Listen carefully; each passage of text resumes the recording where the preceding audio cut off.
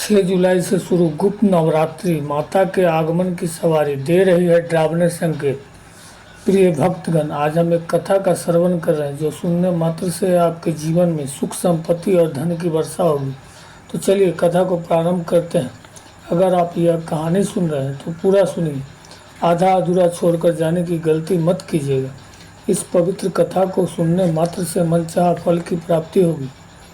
आप माँ दुर्गा के सच्चे भक्त हैं तो माता रानी का अनादर न करें। आषाढ़ के महीने में गुप्त नवरात्रि की शुरुआत हो रही है। इस बार गुप्त नवरात्रि में माँ दुर्गा घोड़े पर सवार होकर आ रही है। इससे देश दुनिया में प्राकृतिक आपदा के संकेत हैं। साथ ही इस साल गुप्त नवरात्रि 9 नहीं बल्कि 10 दिनों तक मनाई जाएगी। आखिर ऐसा क्यों? हिंदू धर्म में साल भर में कुल 4 नवरात्रि पर्व आता है।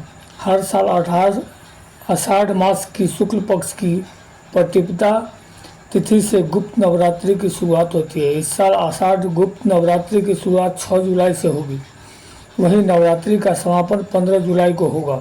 शास्त्रों में नवरात्रि के पर्व का विशेष महत्व बताया गया है। आषाढ़ गुप्त नवरात्रि में देवी माँ दुर्गा की 10 महाविद्याओं की आराधना की जाती है।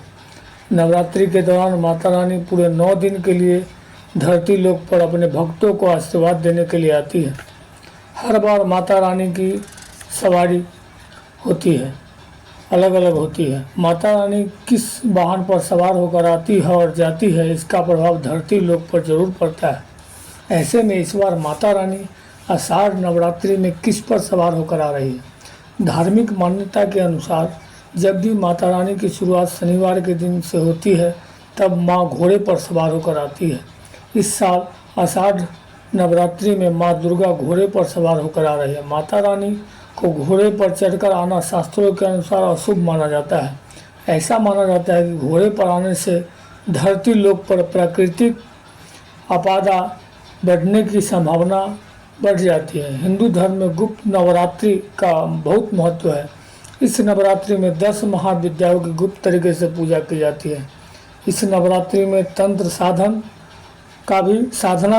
का भी महत्व है। इस दौरान 10 महाविद्याओं की साधना करने से घर में सुख शांति बनी रहती है और मन की हर मुराद पूरी होती है।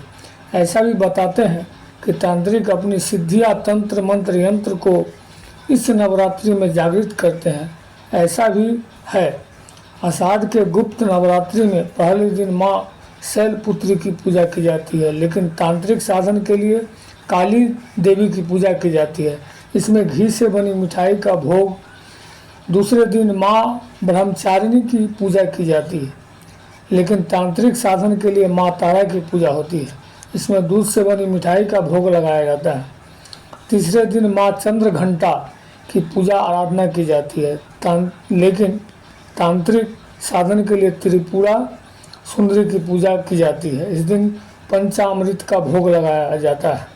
चौथे दिन कुष्मांडा देवी की पूजा की जाती है, लेकिन तांत्रिक साधन के लिए भुवनेश्वरी देवी की पूजा आराधना की जाती है। इस दिन मालपुआ का भोग लगाए। 5वें दिन स्कंद माता की पूजा की जाती है, लेकिन तांत्रिक साधन के लिए माता छित्रमस्तिका की पूजा आराधना की जाती है। इस दिन केले का भोग लगाए। 6ठे दिन माँ कात्यायनी देवी की पूजा आराधना की जाती है, लेकिन तांत्रिक साधन के लिए माता त्रिपुरा देवी की पूजा आराधना की जाती है। इस दिन गुड़ से बनी मिठाई का भोग लगाएं। 7वें दिन माँ का कालरात्रि की पूजा की जाती है, लेकिन तांत्रिक साधन के लिए माता धूमावती देवी की पूजा आराधना की जाती है। इस दिन मीठे पानी का भोग लगाएं। 8वें दिन महागौरी की पूजा की जाती है, लेकिन तांत्रिक साधन के लिए माता बगलामुखी देवी की पूजा आराधना की जाती है। इस दिन नारियल के लड्डू का भोग लगाए। 9वें दिन सिद्धिदात्री की पूजा की जाती है, लेकिन तांत्रिक साधन के लिए मातंगी देवी की पूजा आराधना की जाती है। इस दिन केसर का भोग लगाए। अंतिम दिन माता कमला की पूजा आराधना की जाती है। इस दिन खीर पूरी हलवा का भोग लगाए। कह सकते हैं कि इनकी शक्ति बढ़ाते हैं। गुप्त नवरात्रि में मांस और मदिरा का बिल्कुल सेवन नहीं करना चाहिए। इस दौरान प्याज और लहसुन से भी दूरी बनाए रखें। तामसिक भोजन जीवन में परेशानियां खड़ी करता है। गुप्त नवरात्रि में जब माता की आराधना कर रहे हैं तो किसी का भी दिल नहीं दुखाना चाहिए, किसी का अपशब्द नहीं बोलना चाहिए। गुप्त नवरात्रि में इस बात का बहुत ध्यान रखें कि दिन में ना सोए, क्योंकि ऐसा करने से देवी माँ नाराज होती है। वीडियो को बोलते समय कोई त्रुटि हुआ हो तो मैं क्षमा चाहता हूँ। उम्मीद है वीडियो अच्छा लगा है। माता रानी के सच्चे भक्त हैं तो चैनल को सब्सक्राइब करें और कमेंट में लिखें जय माता दी।